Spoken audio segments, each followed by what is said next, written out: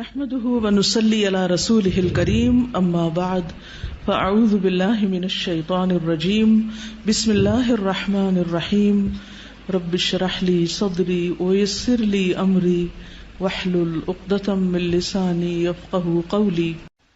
ایک حدیث میں آتا ہے کہ قیامت کے دن ایک آواز دینے والا آواز دے گا، عقل والے لوگ کہاں ہیں؟ عقل والے کہاں ہیں؟ لوگ پوچھیں گے کہ عقل والے کون ہیں؟ جواب دیا جائے گا وہ لوگ جو اللہ کو کھڑے بیٹھے اور لیٹے یاد کرتے تھے اور آسمان و زمین کی تخلیق میں غور کرتے تھے اور کہہ اٹھتے تھے خدایا تو نے ان کو بیکار نہیں بنایا، تو پاک ہے، بس ہم کو جہنم کے عذاب سے بچا لے۔ یہ ہیں عقل والے جن کا ذکر ان کے اندر فکر پیدا کرتا ہے کہ یا رب آخرت کے عذاب سے بچا لے، یعنی وہ سارے غور و فکر کے نتیجے میں اللہ کی عظمت اور ہیبت کے قائل ہوتے ہیں، فوراً ان کو اپنی آخرت اور انجام کی فکر ہونے لگتی ہے۔ حضرت ابو ہریرہ رسول اللہ صلی اللہ علیہ وسلم سے روایت کرتے ہیں، ایک شخص چھت پہ لیٹا ہوا تھا، آسمان اور ستاروں کو دیکھ رہا تھا۔ دیکھتے دیکھتے اس کے دل پر اللہ کی ایسی ہیبت آئی، ایسا عظمت کا احساس ہوا کہ بولا خدا کی قسم مجھے یقین ہے کہ تمہارا پیدا کرنے والا کوئی ہے، تم خود نہیں بنے۔ یعنی ستاروں کو دیکھ کے وہ کہتا ہے اے اللہ تو مجھے بخش دے، تو جو بھی ہے تو مجھے بخش دے۔ اسے کوئی پتہ نہیں کہ پیغمبر کون ہے، کتاب کیا ہے، کچھ نہیں، وہ صرف نشانیوں کو دیکھ کر اپنے رب کو پہچان رہا ہے، کیونکہ جو واقعی اللہ کی عظمت اور ہیبت اور قدرت اور کمال کو جان لیتا ہے نا، تو اس کے دل میں پہلا خیال یہ ہے کہ اللہ پھر تو مجھے بخش دے، مجھے معاف کر دینا، میں بہت چھوٹی چیز ہوں، بہت گناہ گار ہوں۔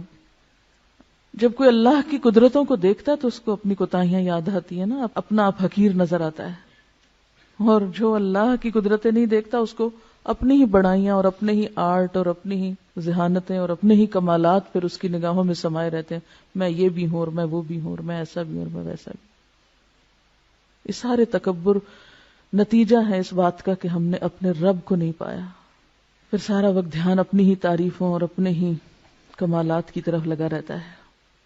تو اس میں ایک اور بات یہ بھی پتہ چلتی ہے کہ تنہائی میں یاد کرنا رب کو اور اپنے انداز میں یاد کرنا اور واقعی یاد کرنا، کسی رٹے رٹائے جملے کی شکل میں نہیں یا کسی بنے بنائے سانچے کے طریقے پر نہیں، بلکہ حقیقی معنوں میں رب کو یاد کرنا۔ اسی لیے ایک حدیث میں آتا ہے کہ جو شخص تنہائی میں اللہ کو یاد کرے وہ ایسا ہے جیسے اکیلا کفار کے مقابلے میں چل دیا ہو۔ جو شخص تنہائی میں رب کو یاد کرے وہ ایسا ہے جیسے اکیلے ہی یعنی دشمنوں سے لڑنے کے لیے چل پڑا ہو، یعنی اس کا مقام اجر و ثواب کے اعتبار سے اتنا بڑا ہے۔ ایک اور حدیث میں آتا ہے 7 آدمی وہ ہیں جن کو اللہ تعالی قیامت کے دن اپنے عرش کے سائے میں جگہ دے گا، جس دن اس کے سائے کے سوا کوئی سایہ نہ ہوگا، کوئی سایہ نہ ہوگا۔ اور ان میں سے ایک شخص کون ہوگا؟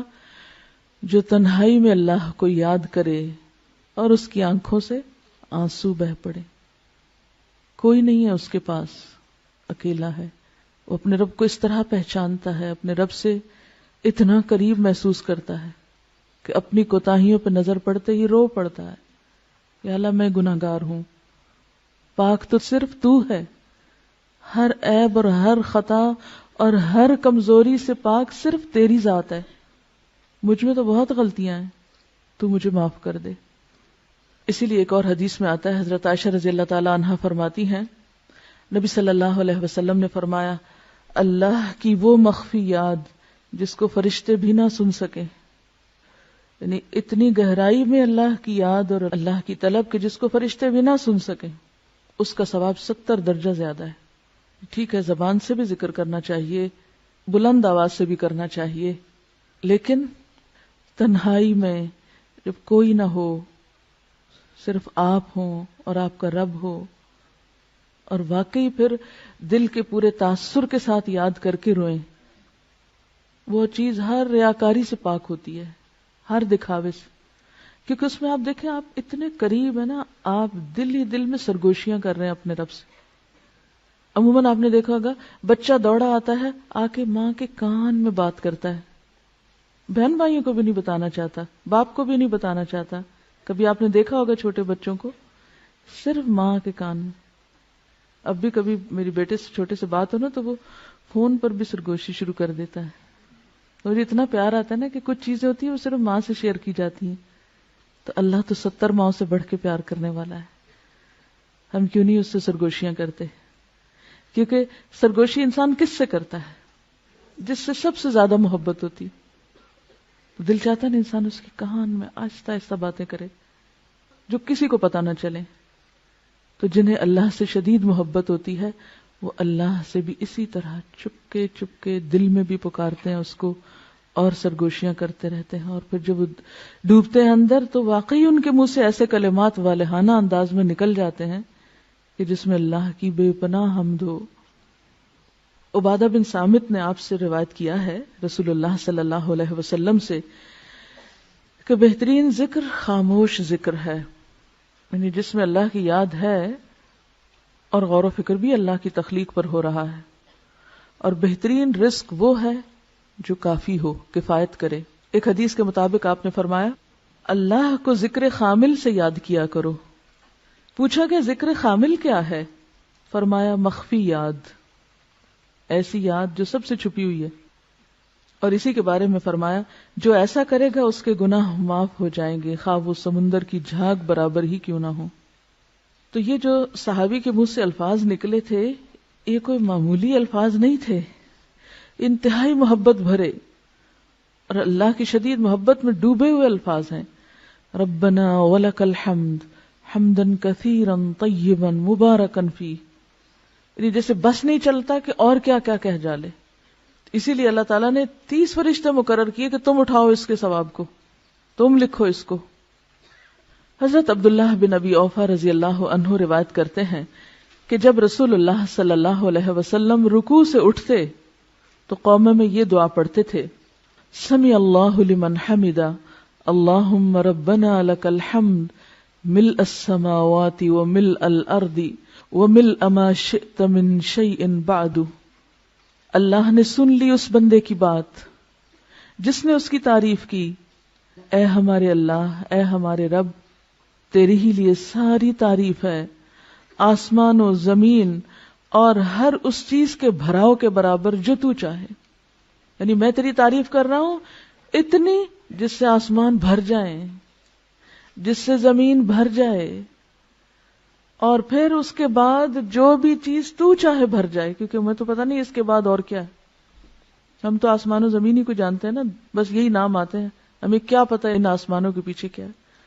اور آپ نے بہت سی چیزیں ایسی پڑھی ہوگی کہ آج کے دور میں بھی جو لوگ کائنات کا مشاہدہ کرتے چلے جا رہے ہیں ان میں سے بعض نے تو بالکل گھٹنے ٹیک دیے کہ ہم جتنا آگے جا رہے ہیں ہماری جہالت میں اتنا اضافہ ہو رہا ہے.